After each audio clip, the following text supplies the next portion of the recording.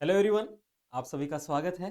And आप सभी को पता है कि टॉपर्स टॉक ये सीरीज़ हम चला रहे हैं और इसमें सीएसआर का रिजल्ट लग चुका है और सीएसआर के रिजल्ट लगने के साथ साथ आईएफएस में भी रिजल्ट्स की बाहर आ गई है। बहुत सारे रिजल्ट्स आईएफएस से निकले हैं।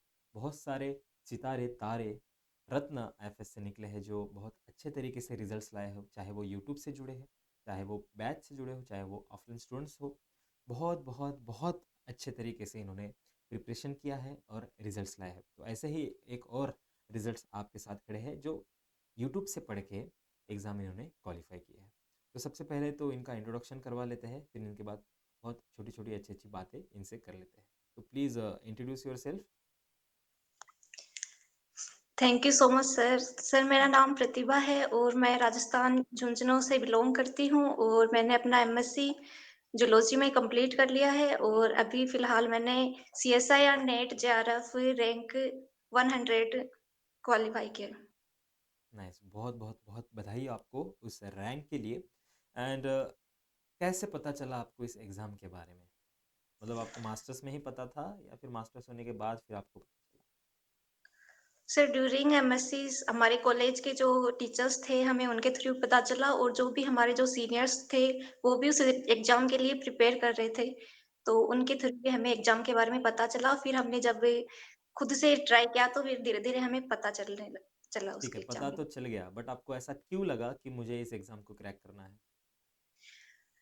क्योंकि सर मैं एक टीचिंग फील्ड में जाना चाहती हूँ और मैं असिस्टेंट प्रोफेसर बनना चाहती थी, इसीलिए मुझे ऐसा करना ही था कि मैं सीएसआई नेट के एलएस तक ही था। मैंने जेआरएफ के लिए कभी मतलब ऐसे सोचा नहीं था। यस, मतलब अनएक्सपेक्टेड रिज़ल्ट लगा है आपके हिसाब से। जी सर, बिल्कुल। तो थोड़ी पेपर की बात कर लेते हैं, एग्ज़ाम की बात कर लेते हैं। तो आपके हिसाब से एग्ज़ाम कैसा था? हार्ड था, मॉडरेट था, ईज़ी था?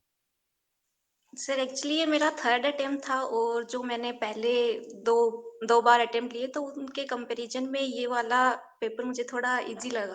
ओके। एंड आप बोले आप राजस्थान से हो, ठीक है? तो राजस्थान में ऐसा कुछ एनवायरनमेंट है कि टीचर्स बनना है, गवर्नमेंट जॉब जाना है, या फिर आपके घर का आपका ऐसा कुछ है? जी सर, मैं तो वैसे गाँव से हूँ, गाँव में ही रहते हैं हम और हमने मेरी में पढ़ाई भी अपने पास ही के कॉलेज से, शहर से, यहीं से की है और प्रिपरेशन भी घर से ही की है और गवर्नमेंट जॉब का तो राजस्थान में बहुत ही ज़्यादा रहता है बोलबाला है। गवर्नमेंट जॉब तो हाँ, बहुत ज़्यादा। यस, ये मैं मान सकता हूँ, बिकॉज़ आपसे पहले बहुत सारे लोगों का मैंने जो राजस्थान से बिलॉन्ग करते हैं उनका भी इंटरव्यू लिया है। तो उनका भी यही कहना है कि रिसर्च से ज़्यादा मुझे एकेडमिक्स में जाना है, असिस्टेंट प्रोफेसर बनना है, आरपीएससी की तैयारी करनी है। तो ऐसा एक मतलब आपको वहाँ पे देखने को मिलता है कि गवर्नमेंट जॉब्स का बहुत क्रेज़ है, राजस्थान में राइट? गवर्नमेंट बहुत ही क्रेज़ है। ओके, अच्छी बात है। तो कौन सी ऐसी परेशानियाँ आई आपके प्रिपरेशन में जो आपको लगती है कि ये बहुत मुश्किल था आपके लिए इसको टैकल करना? वैसे देखा जाए तो सर वैसे तो कोई परेशानी मुझे वैसे तो नहीं हुई, लेकिन मेरी खुद की थी क्योंकि ये डिसीज़न मेरा खुद का था और जो पहले 2 अटेम्प्ट हमने लिए उनमें हम उसमें मैंने मतलब एलएस वग़ैरह भी क्लियर नहीं हो पा रहा था।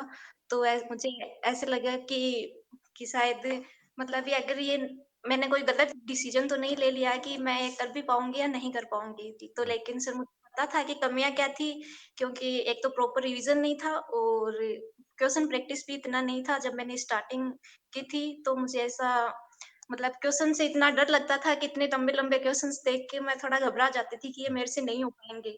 तो इस बार मैंने सोचा कि अभी मुझे सिर्फ़ रिवीज़न और क्वेश्चन प्रैक्टिस ही ज़्यादा करनी चाहिए, तो इस बार मैंने सिर्फ़ वही मतलब उन्हीं चीज़ों पे थोड़ा ज़्यादा फ़ोकस करा। जैसे एग्जैक्टली, बिकॉज अगर आपको आपकी मिस्टेक्स पता होगी तभी आप उसके ऊपर काम कर पाओगे। ये एक आपका बहुत प्लस पॉइंट है कि आपको पता था कि आपकी मिस्टेक्स क्या है, राइट? और इसी की वजह से मुझे ऐसा कहना पड़ रहा है कि इसी की वजह से आपका इतना अच्छा रैंक आया है। ठीक है, ठीक है, पढ़ाई तो बहुत सारे लोग करते हैं, सब लोग करते हैं, सेम पढ़ाई करते हैं। पढ़ाई का कोई इतना हाथ नहीं, बट स्ट्रैटेजीज मैटर करती है। बिकॉज कभी कभी क्या होता है, अनफॉर्चुनेटली किसी बच्चे का रह जाता है एग्जाम निकलना, बट वो क्या करता है, वही सेम सेम रिपीट मिस्टेक्स करता है। वो उस मिस्टेक्स को सुधारना नहीं चाहता, या फिर उसको वो मिस्टेक्स पता ही नहीं है कि वो उसकी गलती कहाँ हो रही है। तो इसकी वजह से भी आप बहुत लैग बिहाइंड करते हो।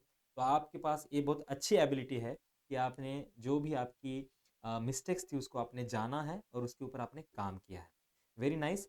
एंड थोड़ी पैटर्न की बात कर लेते हैं, ए बी सी, राइट? तो आपने कौन सा सेक्शन चुना है और उसके पीछे का रीज़न क्या है? सेक्शन एग्ज़ाम के टाइम पे हाँ, हाँ, मतलब एबीसी में से जो सेक्शन है। तो उसके लिए सर मैंने सबसे पहले सी सेक्शन को टारगेट किया, फिर बी और फिर ए को टाइप किया। तो क्या रीज़न है इसका कि आपने सबसे पहले सी के ऊपर अपना अप्रोच दिखाया? क्योंकि सर सी से ही मतलब सबसे ज़्यादा स्कोरिंग पार्ट सी वाला ही होता है कि वो अकेला 2 जो बाकी सेक्शन है उनके जितने नंबर कवर कर रहा था। तो सबसे पहले मैंने सी को किया कि वो 75 में से 25 क्वेश्चन्स को मतलब ऐसे सेलेक्ट करना थोड़ा-सा ऐसे लगा मुझे कि थोड़ा ज़्यादा टाइम जाएगा तो स्टार्टिंग से उसको शुरू करना चाहिए। फिर मैंने बी पार्ट को किया और फिर ए पार्ट पे। तो आपने ईच सेक्शन को कितना-कितना टाइम दिया है? सर ए पार्ट के लिए मेरे पास लास्ट में सिर्फ 30 मिनट्स रह गए थे, बाकी का टाइम मैंने सी दोनों बी और पार्ट सी को। के लिए दे दिया है। तो मतलब आपने पूरा का पूरा सी सॉल्व करके ही बी के ऊपर गए या फिर बीच-बीच में शिफ्ट होते थे? नहीं सर, मैंने ऐसे सोचा था कि मतलब मैं 3 राउंड में पेपर सोल्व करूँगी सी वाला कि एक बार मैं सिर्फ सारे क्वेश्चंस देख लेती हूँ कि लास्ट तक ही क्या पता कुछ ईज़ी क्वेश्चंस हो, टाइम की वज़ह से वो रह नहीं जाएँ। तो मैंने फर्स्ट राउंड में ही ऐसे छोटे-छोटे क्वेश्चंस मैचिंग वाले देखने स्टार्ट किए थे। तो मतलब लास्ट तक जाते-जाते वहीं से मेरे क्वेश्चन सारे हो गए थे, मुझे दोबारा देखना नहीं पड़ा फिर उनको। तो नाइस। मैंने एक बार चेक किया कि सारे कितने क्वेश्चन हुए सेकंड राउंड के लिए अब देखते हैं आराम से, तो उसमें सारे क्वेश्चन्स हो रहे थे। अच्छा, मतलब ये जो एक्यूरेसी आप में आई है, इसका क्या रीज़न है? एक्यूरेसी सर वैसे मैंने कोई मॉक टेस्ट वगैरह, टेस्ट सीरीज़ वगैरह वैसे कुछ भी नहीं दिए थे। मैं सिर्फ़ प्रैक्टिस क्वेश्चन ही किया प्रैक्टि प्रैक्टिस क्वेश्चन ही किए थे और जो पीवाईक्यू की बुक थी, वो थी मेरे पास तो उसको सॉल्व किए थे। तो मतलब लास्ट के टाइम में एक लास्ट का जो मंथ था उसमें मतलब ऐसे हुआ कि रिवीजन भी अच्छे से हो गया था और मैंने वो क्वेश्चंस भी कर लिए थे, तो मुझे एक बार ऐसे लगा कि मुझे एक बार टेस्ट देके देखना चाहिए।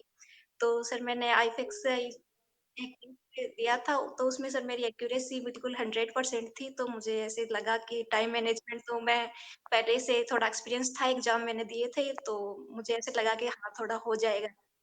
नाइस, बहुत-बहुत अच्छे तरीके से आपने जाना है इस एग्ज़ाम को और जानने के लिए आपका बहुत टाइम गया है, एक्सपीरियंस गया है और यही जो एक्सपीरियंस है हमारे बच्चों को इतने जल्दी मिल रहा है कि क्या-क्या गलतियाँ नहीं करनी है आपकी मदद से, राइट? आपने खुद एक्सपीरियंस किया है और इनको आपका एक्सपीरियंस आप शेयर कर रहे हो। इसके लिए तो मैं उनकी तरफ से आपको थैंक यू कहूँगा और मैं पूछना चाहता हूँ कि अ, ऐसा कौन-सा यूनिट था जो आपको मतलब ऐसे आपको चैलेंज देता था कि यार इससे तो क्वेश्चंस मेरे बहुत हार्डली बने हैं? तो सर यूनिट तो मैंने सर बायोकेमिस्ट्री तो अभी टोटली स्किप किया था, एक भी बार मतलब बिल्कुल भी नहीं पढ़ा था उसको तो मैंने।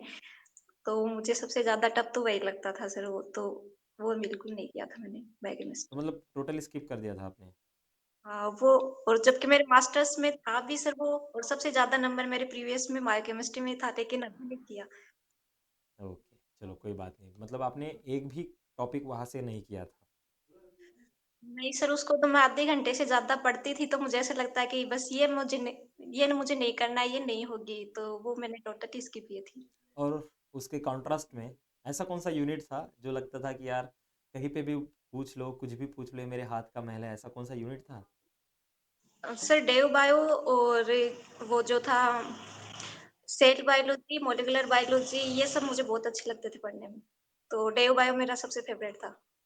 Nice, very nice. तो ऐसी कौन-सी मिस्टेक्स है जो आपने की है या फिर ऐसे कौन-सी मिस्टेक्स जो आपने अवॉइड की है, जो आपके प्रिपरेशन के दौरान हमारे एस्पिरेंट्स को बताना चाहेंगे?